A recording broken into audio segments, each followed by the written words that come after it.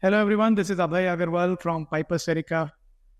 In today's podcast, I would like to cover our views and expectations on the union budget that is going to be presented in next couple of days.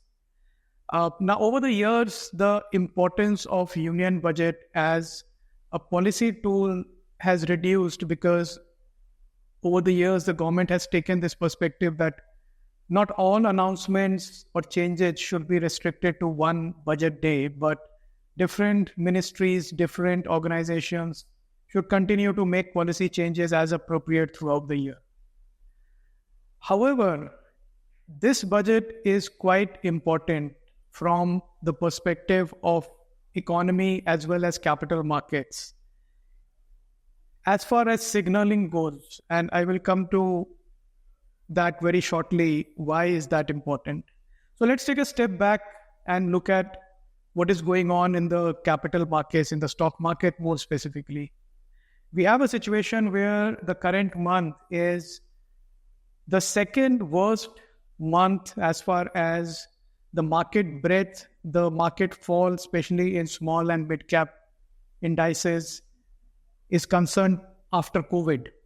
So coming almost 5 years after the COVID fall, of which people will still have some memory, this month fall has been quite severe without being impacted by any epidemic, pandemic, or global factor. India, as a standalone market, has tremendously underperformed. There are a couple of reasons for that, and we have covered them in the past.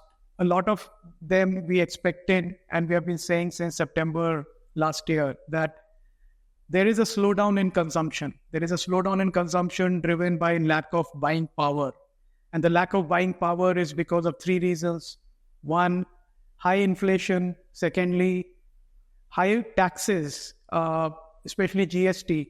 And thirdly, the high interest rates that do not seem to come down. In fact, the EMI costs that we are seeing have continuously gone up over the last 12 months. So in that environment, it's quite natural that discretionary consumption has fallen off the cliff, literally, when we talk to MSME, SME enterprises, when we talk to customers, do our channel checks, we realize that there is a lot of fear with the MSMEs to stock up inventory.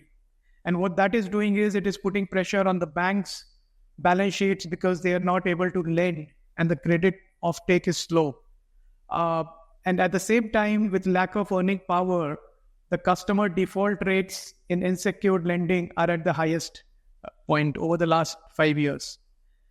So what started as a low or a drop in consumption growth has now found its way into a bigger cyclical problem of lower corporate earnings. And that lower corporate earnings are now impacting stock market valuations. And this kind of explains the aggressive selling that has taken place by FPIs over the last 3 months. And especially in the month of January, this month, we have seen almost 60,000 crores, almost $6-7 billion of net selling by FPIs. So that begs the question that are we in a cyclical downturn that will correct itself, or is it a bigger structural downturn? Because if it is the latter, then we have a lot to worry about. So what is the expectation from the budget in this environment? And this is where I come back to my first point, that this is an important budget. People should not underestimate its importance. And it is an important budget from two perspectives. One, signaling that the government means business, that the government means growth. It wants to put more money in the pocket of consumers. It wants to incentivize private capital formation. It wants to incentivize private capex. It wants to do everything that is required to boost employment. And it wants to incentivize and support anybody who's looking to generate employment. Now, paradoxically, if you look at it, the macro position of India is probably at its strongest ever despite the recent fall in rupee. And a large part of the rupee correction can be explained by the unilateral strength in US dollar since Trump election. Some of that is waning off, but even then the rupee is where it is. But if we ignore the rupee for the time being, the fiscal deficit is under control. Most of the macros are under control. Government borrowing is under control.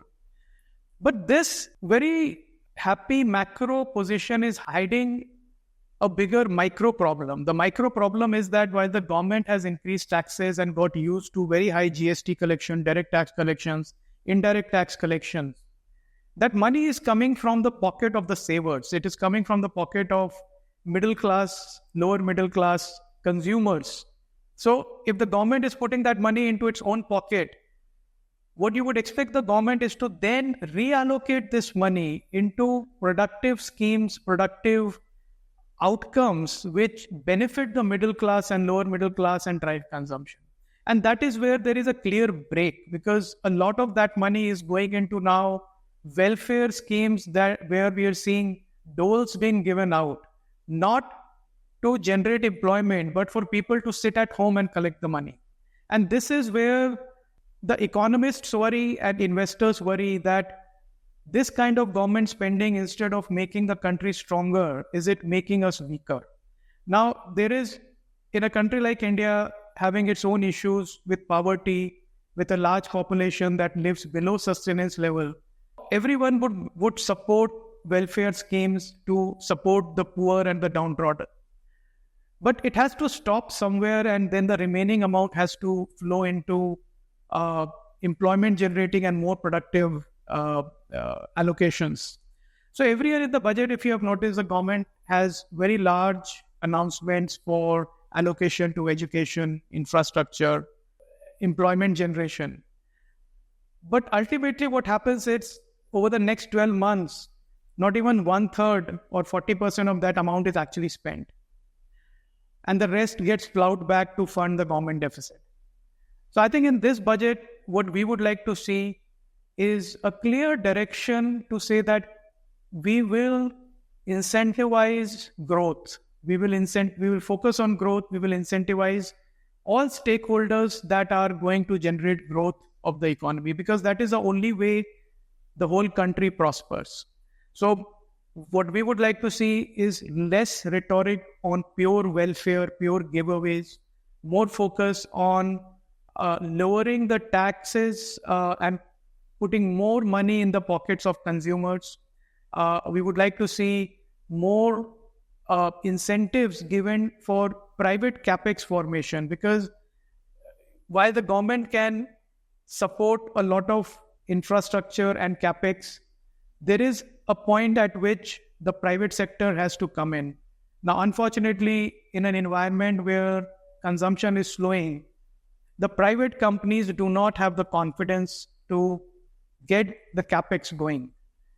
So that is where, again, the ball is in the court of the government to take away whatever are the blocks in form of, and there are various schemes that have been doled out in the past successfully, like accelerated depreciation for new factories, delayed taxes, postponement of repayment of loans in terms of moratorium, easy access to credit for new factories, incentives to startups that are generating employment.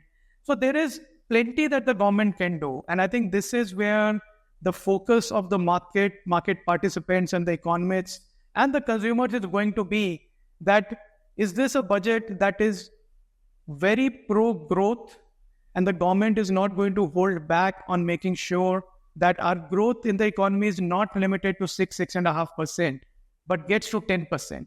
So I think that is the bridge that we would like the government to cross in this budget. And what I would also like to say is that if this turns out to be another rhetorical Me Too budget, it will be taken on as a very negative by the markets as a whole. And we would not expect the markets to recover in a hurry. So I think this Saturday, 1st Feb, is going to be an important event. What we will do is, once the budget is announced, we will over the weekend or early next week come back to you with our views on the budget and what it means for consumers, investors, and for India as a growing economy. If you would like to continue to get these updates, please do subscribe to our channel so that you get these updates regularly in your email box. Thank you very much. And we will come back to you soon through another podcast.